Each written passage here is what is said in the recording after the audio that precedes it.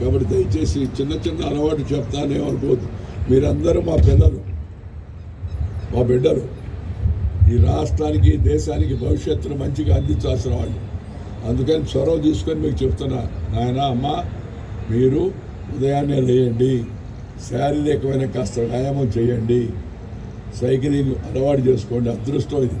Cycling అన్నిటికన్నా చాలా సులభమైంది, ఆరోగ్యకరమైంది, కాలుష్యాన్ని లేకుండా చేసేది, ఖర్చు కూడా తక్కువ చేసేది. ఇప్పుడు దేశంలో ప్రపంచంలో ఆయిల్ రేట్లు పెరిగిపోయాయి. ఆ ట్రంప్కి ఆయన ఎవరు ఆ ఇరాన్ వాళ్ళకి ఇద్దరికి తిన్నదరగడం లేదు. తిన్నదరక్క అనవసరంగా యుద్ధం చేస్తారు. కారణమే లేదు దానికి చేశారు. దానివల్ల వాళ్ళకి నష్టం లేదు. వాళ్ళకు ధనిక దేశాలు వాళ్ళకు కూడా అర్థమవుతుంది అనుకోండి. నిన్న అమెరికన్ సెనేట్లో కూడా చాలామంది వ్యతిరేకించారు. కాంగ్రెస్లో $100 బిలియన్ల ఖర్చు అవుతుంది.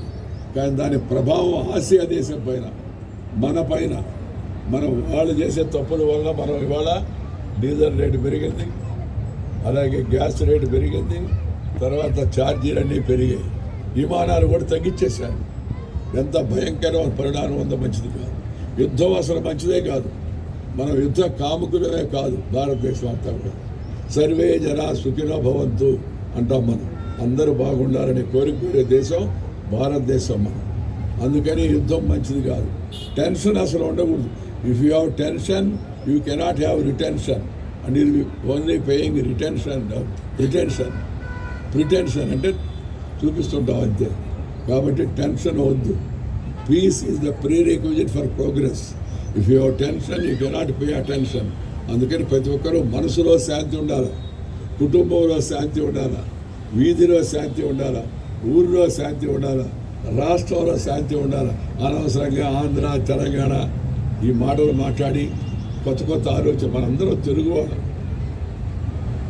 భారతీయులు అన్నిటికన్నా. అందువల్ల ఆ విషయాన్ని గుర్తుపెట్టుకొని అనవసరమైన దానిపైన వాద ప్రతివాదాలు. ఈ టీవీ వాళ్ళకి ఏదో ఒకటి కావాలి. వీళ్ళు అభినవ నారద మహర్షి అక్కడ వార్త ఇక్కడ తెచ్చి, ఇక్కడ వార్త అక్కడ చెప్పి ఏదో ఒకటి తొగ్గు పెడుతుండేవాడు ఆ రోజుల్లో. ఈ టీవీ వాళ్ళు ఇప్పుడు అభినవ నారదులాగా తయారయ్యారు. రోజుకి ఏదో ఒకటి చూస్తారు, వాళ్ళు మాట్లాడిన దాంట్లో తీసుకొని, సార్ ఆయన అట్లా అన్నాడు, మీరేమంటారు సార్? నా దగ్గరికి ఎవరిని వస్తే నేను చెప్తాను నేనేం అనదలుచుకున్నప్పుడు అప్పుడు అంటాను, అంతేగాని మీ కెమెరా ముందు చెప్పను. కాబట్టి మనం అనవసర వివాదాలకు పోకుండా దయచేసి ఆరోగ్యాన్ని కాపాడుకొని మీ తల్లిదండ్రుల యొక్క అభిప్రాయం ప్రకారం మంచిగా ముందుకు వెళ్ళాలని మమ్మల్ని అందరినీ కోరుతూ, మీ అందరికీ బంగారు భవిష్యత్తు ఉండాలని మరొకసారి కోరుకుంటూ, శ్రీ మనోహర్ గారిని, ఆ ధర్మేన్ వాళ్ళ అబ్బాయిని, అలాగే రాచల్, ఇంకా వీళ్ళంతా ఆర్గనైజర్స్ అంతా ఉన్నారు, వీళ్ళందరూ కూడా ఈ యొక్క కార్యక్రమంలో వెనుకబడి నడిపించడం చాలా సంతోషం.